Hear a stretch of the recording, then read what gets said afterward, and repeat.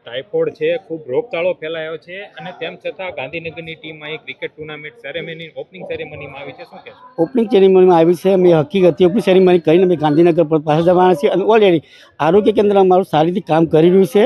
અને આ તો હકીકતથી અઠવાડિયે 3 દિવસ પહેલાંનું હતું. બરાબર, ટેપો રોજ નીકળ્યો એ અમારી ટીમ ગાંધીનગરની ટીમ કામ કરે છે. સર, એક બાળકીનું મોત થયું છે ટાઇફોઇડના કારણે અને કોંગ્રેસનો સ્પષ્ટ આરોપ છે કે ક્રિકેટ કાંગ્રેસ શું તો વેપાર થઈ યાર, કાંગ્રેસ તો એ જ છે નેગેટિવ વિચારધારણા વાળી કોંગ્રેસ વિચારધારા જેવી છે. એવું ન હોય સાહેબ, મોત એવું ન હોય. ક્રિકેટ ટુર્નામેન્ટમાં ગાંધીનગર ટીમે ભાગ લેશે, કોર્પોરેટરો બધા નહીં રોગચાળો મહત્વનું છે. તો સર, અત્યારે સંપૂર્ણ કંટ્રોલ થઈ ચૂક્યો છે રોગચાળો. સંપૂર્ણ કહેવાનો મતલબ 70 થી 75% રોગચાળો સંપૂર્ણ થઈ ચૂકેલો છે કહેવાનો મતલબ. ગાંધીનગરના કોર્પોરેટર મેચ રમશે કે રદ કરશે? હા, ના મેચ રમશે. સર, તમારી માટે ક્રિકેટ ટુર્નામેન્ટ અગત્યની કે આ જે રોગચાળો ફેલાયો નહીં, રોગચાળો છે અમારું પદાધિકારી અમારી ફરજમાં એવું આવે છે કે અમારો જે રોગચાળો ફળ નીકળ્યો છે એ અમારા માટે ઓકે છે.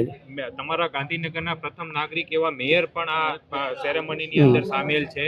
તો પ્રજા જ્યારે ઈચ્છી રહી હોય કે ટાઇફોઇડ કંટ્રોલમાં આવે અને ત્યારે તમે આ ભાવનગરની અંદર પણ પ્રજા હકીકત આવે પણ એનું કામકાજ ચાલુ જ છે. આપના જ નગર સેવકોનું એવું સ્ટેટમેન્ટ છે કે ડેપ્યુટી મેયર ને મેયર અહીંયા ભાવનગર નથી આવે, ગાંધીનગર બેઠા છે, પણ આપની હાજરી તો ભાવનગરમાં દેખાય છે. એ બાબતે શું કહેશો?